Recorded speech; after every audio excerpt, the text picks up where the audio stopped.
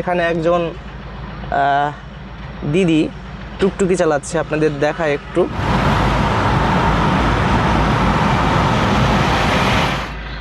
এই চলে যাচ্ছে ট্রেন বন্ধুরা। এইভাবে যে বাদাম লাগায় আমি আগে কখনো দেখিনি।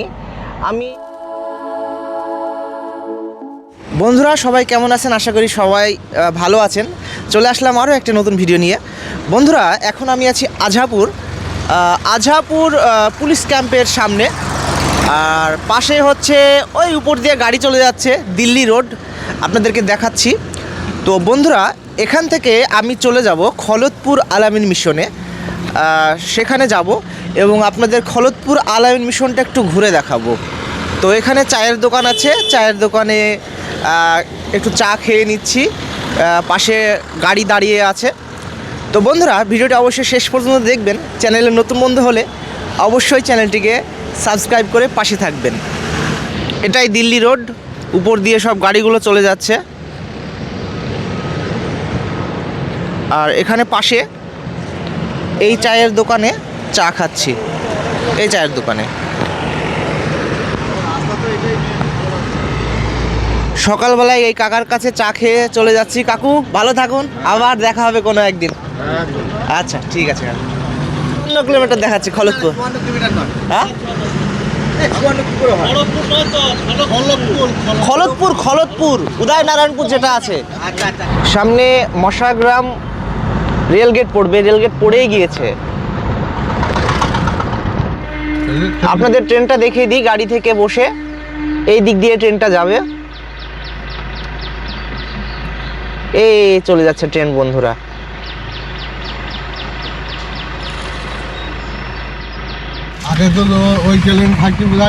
এখন রেলগেট পার হয়ে চলে যাচ্ছি।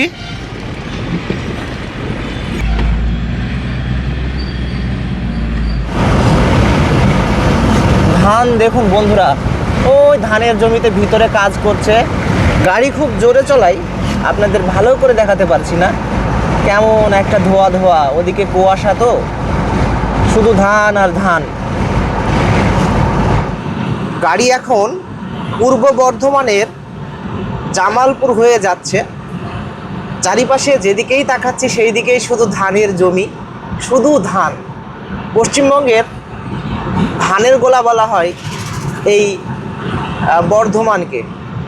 তো সেই বর্ধমান হয়ে যাচ্ছি, পূর্ব বর্ধমানের জামালপুর হয়ে যাচ্ছি। জামালপুর বাজার এটা।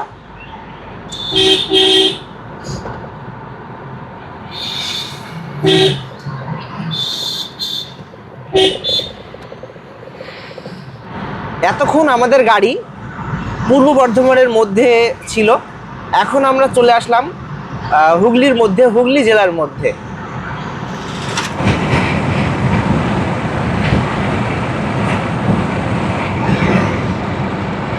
রাস্তাটা খুব সুন্দর রাস্তা।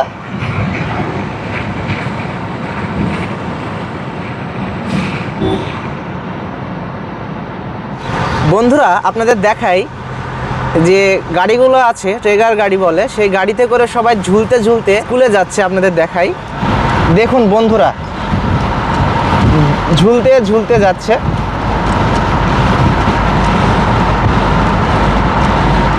কত কষ্ট করে।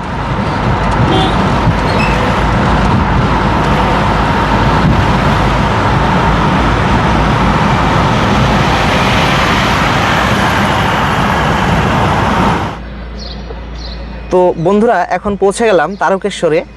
তারকেশ্বর বাজারে আছি, তারকেশ্বর রেলগেটের সামনে। রেলগেট পড়েছে সামনে, অনেকগুলো গাড়ি দাঁড়িয়ে আছে। রেলগেট পার করে আমাদেরকে যেতে হবে। এখনও রেলগেট পড়ে আছে, আর পাশে এখানে একটা টুকটুকি এসে দাঁড়িয়েছে। এখানে একজন দিদি টুকটুকি চালাচ্ছে, আপনাদের দেখায় একটু। এখন রেলগেট পার করছি, পাশেই তারকেশ্বর স্টেশন। আপনাদের একটু দেখানোর চেষ্টা করব। এই পাশে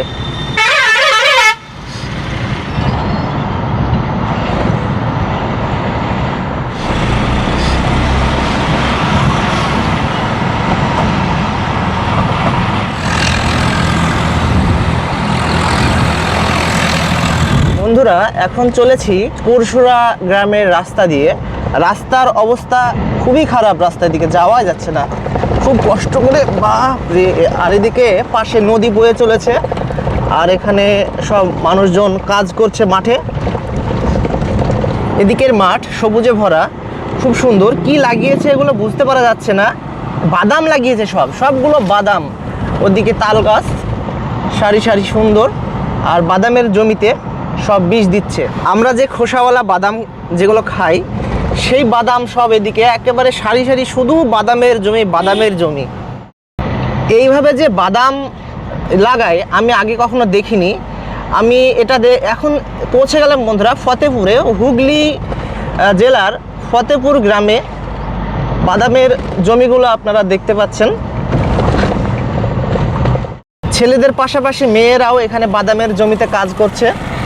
এদিকে বাকি আছে, সেইগুলোতে এখন বাদাম লাগাচ্ছে। আর এদিকে বড় বড় হয়ে গিয়েছে বাদাম গাছগুলো।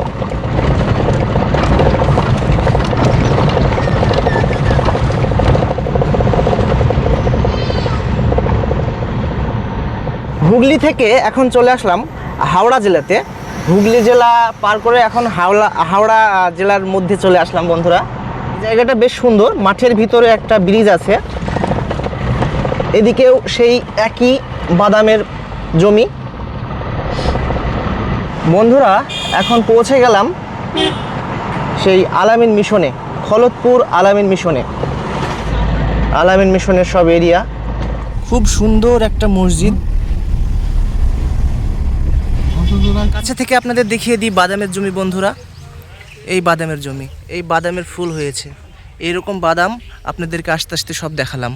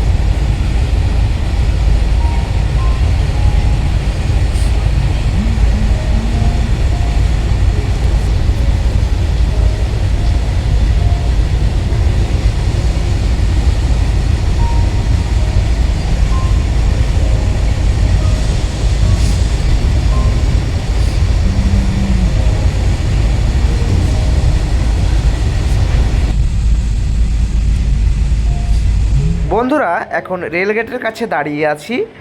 তো বন্ধুরা ভিডিওটা আমি এখন এইখানেই শেষ করছি। সবাই ভালো থাকুন। চ্যানেলে নতুন বন্ধু হলে অবশ্যই চ্যানেলটিকে সাবস্ক্রাইব করে পাশে থাকুন।